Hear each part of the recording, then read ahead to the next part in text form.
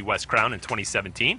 Our Alex Flanagan is with the Los Angeles Chargers as they begin a new era there in LA and Orange County, really right now in Costa Mesa, California, the site of their training camp this year. And Alex, Philip Rivers' first practice in the books as a member of the Los Angeles Chargers. What was his reaction to day one? Yeah, Red, an exciting day out here. First of all, I know MJD, I think, is coming here maybe at the end of the week, and they have a lot of food trucks lined up, so he's going to be excited. But last time I worked with him, he told me he was going vegan, so I don't know what all this barbecue talk is about, so you're going to have to get with him on that. Yeah, I think that lasted about an hour. I think that, yeah. Yeah, right. The vegan stuff's gone. All right, well, as for Philip Rivers, he came into yesterday's practice excited, but saying that he was more nervous than usual because of all of the unknowns here. Obviously, this team has been in transition, and I think it was really a good thing for the entire organization to get day one under their belt because now they kind of know what to expect. They had a really good day of practice. When I asked Philip Rivers afterwards what he could tell after day one about his team, he said that we have the talent. He said it's not like you go out there and you say, like, oh, gosh, we're missing this position. We need this guy. This is where we have a hole. He said all of that is there, and that what they need to do over the next couple of weeks is focus on bringing that together. Remember, they've only been with their new head coach for a short time, so building the chemistry, the camaraderie. They have a new defensive coordinator as well, switching to a new defense. So I think there's a lot of those nuances that they're working on. And I liked what Alex Smith just said because Philip Rivers, I think, kind of is saying the same thing, that he is excited to be here at training camp, and he's really excited to be staying in a hotel with these players, something he usually doesn't do. He usually stays at home with his 8 children, which he says can be kind of a distraction at times. So being able to spend time and get to know these young guys, building that camaraderie and that chemistry is what these next few weeks are about for the Los Angeles Chargers. Yeah, well, Rivers was without the services of his rookie wide receiver, the 7th overall pick in the draft this year, Mike Williams. And it sounds like, based on what we've been hearing from our NFL Network insider, Ian Rappaport, that absence might be an extended one for Williams. What are the Chargers saying about the impact of missing him out there at practice? Yeah, I think it's interesting. I mean, keep in mind that it's hard to miss something that you never had, right? So Philip Rivers has yet to throw a single pass to Mike Williams. And he said yesterday, obviously, when you draft somebody 7th overall, it's disappointing not to have them here. But Rivers saying it's not like he was a draft pick where you kind of said, we have to have this guy this year to make things happen. A little bit different than maybe Joey Bosa last year, where the Chargers drafted him in the first round, and he was absolutely a huge a piece of their puzzle from the moment that he was drafted. You knew he was going to be plugged into that defense and that he was expected to be an impact player. I think that the Chargers have some depth at wide receiver, and I think that's a good thing. Obviously, having Mike Williams there, especially in the red zone, would have been a great thing for Philip Rivers, and I think we still don't know exactly when he's going to come back, but I think Ian is right. It's a herniated disc. Right now, he's rehabbing it. I think they're going to have to wait until it's asymptomatic, really, and who knows when that will be. And if that doesn't happen, then that would be when they would look at surgery. But I certainly think, Rhett, there's the potential for him to possibly miss part of the season. Some people saying all of it, just depending on how his back responds, really. We did see him working out yesterday. We did see him catching some balls from the jug machine. But let me say this. I think a couple of those wide receivers could benefit from him not practicing, especially Tyrell Williams, who really last year went over 1,000 yards, had a ton of receiving yards for this team, and is really as poised to kind of continue what he had last year with a bit of a breakout. Don't forget the tight end Hunter Henry. We're going to watch him today. He's a stud, and I'm expecting he's going to have a breakout year too. And old reliable Antonio Gates still hanging around. Yes. So, he's here. Still plenty of targets out there for Philip Rivers. Alex Flanagan live for us there in Costa Mesa, California. Going to look forward to seeing more from Philip Rivers tomorrow with our Steve Mariucci as he joins the GMFB crew.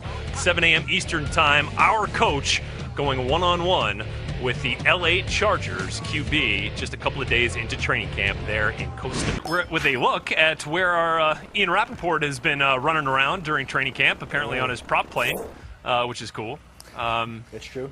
Yep. Ian is now in Allen Park, Michigan with the Detroit Lions. Ian, you know, the Lions made Glover Quinn a big free agent acquisition a few years ago from the Houston Texans, and they're a pretty big fan of the production they've gotten, and now they want to keep him around. Yeah, one of the more productive defensive players. Rhett just signed him yesterday to a 2-year extension, pays him $13 million, a lot up front. He gets $9.5 million guaranteed. And, you know, Rhett, it's not one of those huge, high-profile deals like Xavier Rhodes got yesterday. But inside this Lions locker room and inside this building, this is a very important one. And the reason is because Glover Quinn does everything right. And I've been here today when you talk to Lions people. That's basically what you learn, is that this is a guy who they're very happy to reward, the kind of guy that other players in the locker room look to, a leader on defense. And, you know, if you want to try to show a locker room full of players that if you do the right things, you act well on the field, off the field, you're productive, you get rewarded, Glover Quinn is a very good example of that. By the way, also represented by the same agency, CAA, as Matthew Stafford is, so maybe a good sign for the future, maybe. Yeah, working together, at least, to come to a common agreement there. And, you know, it'll help Glover Quinn, who, you know, really has such a hold of that defense and kind of runs the show out there, that he kind of maybe helped take a rookie under his wing, a guy like Jared Davis, their first-round draft pick. What have the Lions seen out of him so far? Yeah, that's a great point. And the Lions really like what they have seen from Jared Davis. And obviously, they're just a couple practices in. But the best thing about Jared Davis, and you never know what you get from a draft pick until they get in the building. They had the character reports on Davis. They were very, very good. All his marks were high pre-draft. He's a high character type of guy. And he has been that and more in the building as far as learning, as far as trying to understand what they're doing, as far as work ethic. You know, this is the guy they really hope is the face of their defense for the next 10 or 12 or more years. And if you're looking for a comparison as far as what kind of player Jared Davis is, the Patriots had Gerard Mayo for 10 years. He was their linchpin defensively. He was their brains of their defense. And Bill Belichick and the Patriots, I know, thought Jared Davis was similar, obviously never had a chance to take him. Well, that is exactly what the Lions hope they have in their first rounder from Florida. Yeah, Bob Quinn, obviously there with the Patriots when Gerard Mayo was the stalwart of that defense. All right, Ian, let's move from Allen Park, Michigan, out to Costa Mesa, California, where the Chargers were really excited to get their first-round draft pick, the 7th overall pick, Mike Williams, on the field. But it sounds like, Ian, that he is – oh, hey, Greg Rosenthal's there with us as well. But let's stick there with Ian. We'll come back to Greg here in a moment. And Ian, sorry, Greg, some bad news about that first-round draft pick, Mike Williams. What more can you tell us? Yeah, and the Chargers discussed this publicly yesterday, that Mike Williams back, which is something they believe is improving and certainly see the light at the end of the tunnel here, but it is not going to allow him to practice at least during training camp. So that is going to be several weeks for Mike Williams. He's done the rest part of it. He has stayed off his back, as this herniated disc that he's been dealing with since actually rookie minicamp and OTAs. Now it's all about rehab. They do not believe that surgery is something that is in his future. They believe it is going to heal non-surgically. And Dr. Robert Watkins, who has been working with Williams, he believes that as well. It is just a timing matter now. And does he have enough time to be ready for the regular season, or is this someone who might have to miss a couple games? Wow. All right. That's some unfortunate news there for the Los Angeles Chargers. And our Greg Rosenthal just couldn't wait for his close-up here at Inside Training Camp Live. Had to pop up a little bit early. But Greg, let's bring you back in here for a second, because safe to say that Mike Williams will not be a part of the Making the Leap series this year, maybe next year. But that an unfortunate development there for the Chargers, as they were hoping to have his big play potential. It is absolutely a big loss. You lose a top 10 pick. But I don't think they're going to miss Mike Williams. I know that sounds crazy, but it was going to be tough for Mike Williams to break into this receiver group. That is how young, deep, and talented the receivers are that Phillip Rivers is throwing to. Think about the players that he has.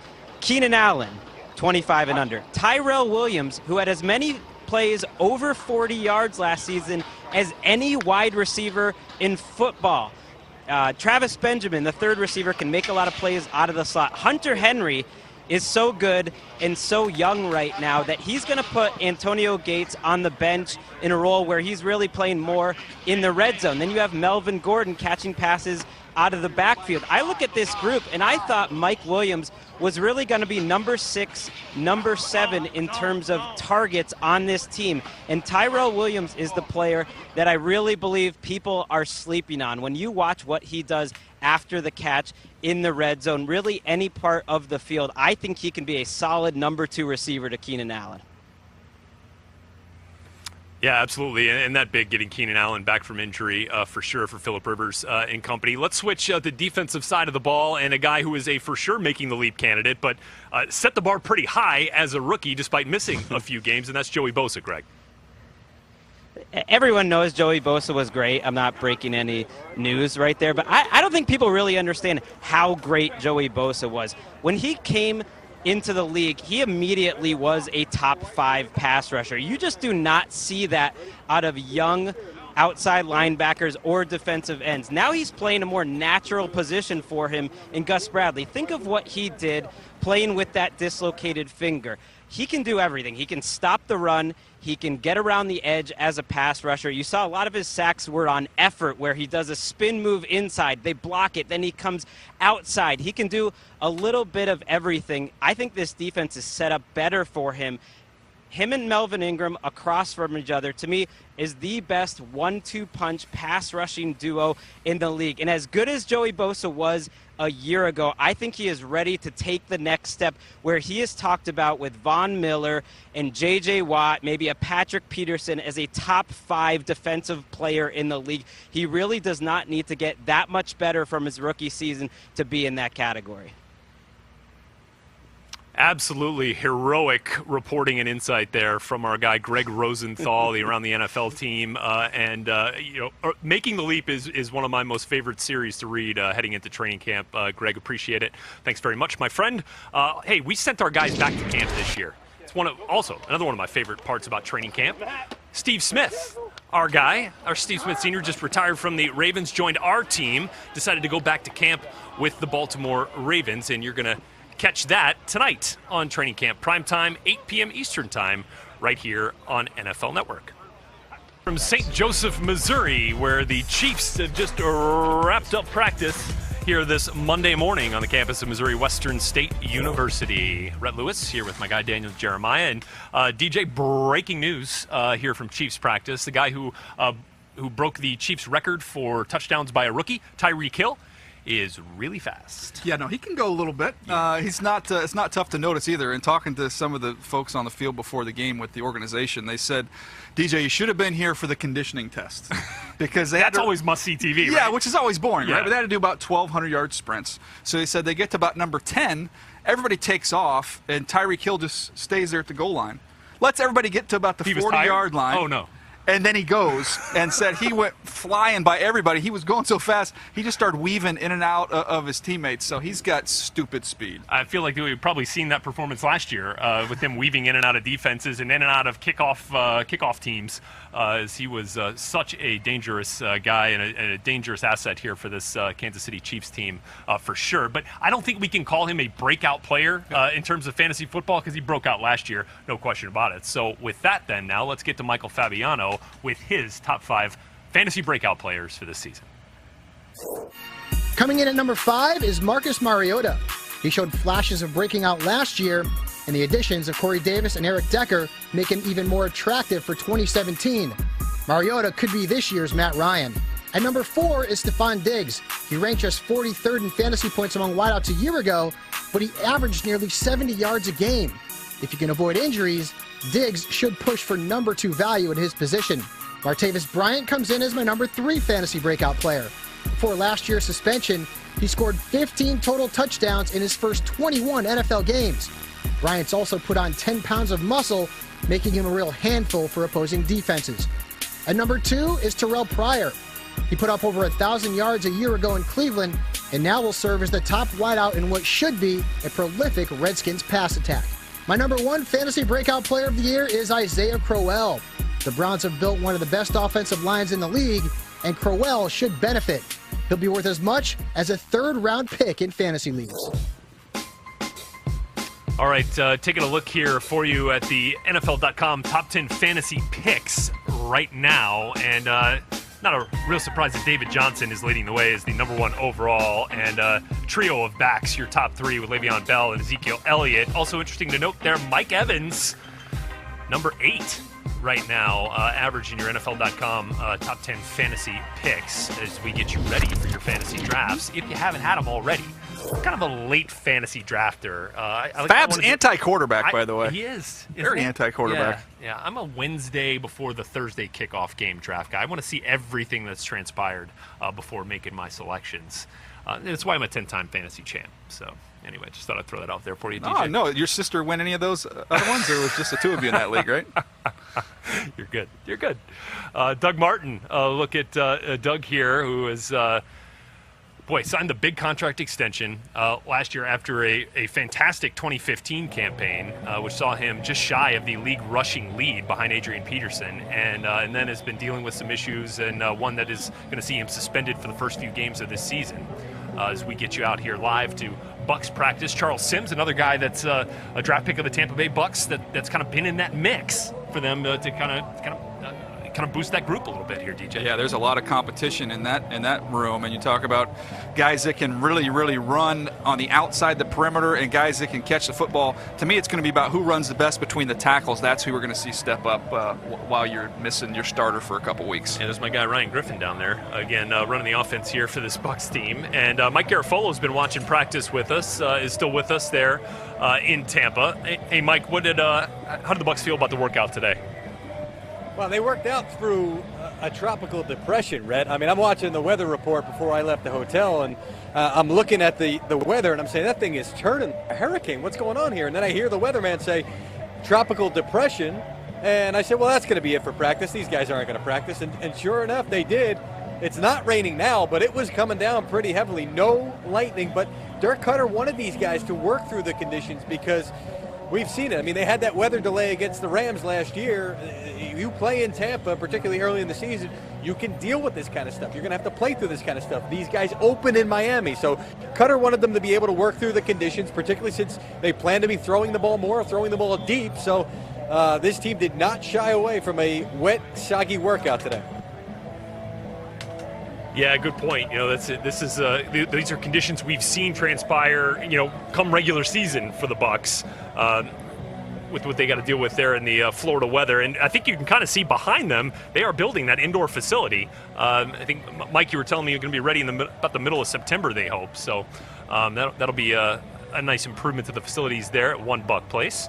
This is a team of 4-2 against the NFC South a year ago, and was in the midst of a playoff race. So, DJ, I'm kind of interested to see how that maybe helps them take the next step this season as well, being so close. Yeah, this is a very competitive division. I think injuries are a key in this division. Stay healthy if you're going to have any shot.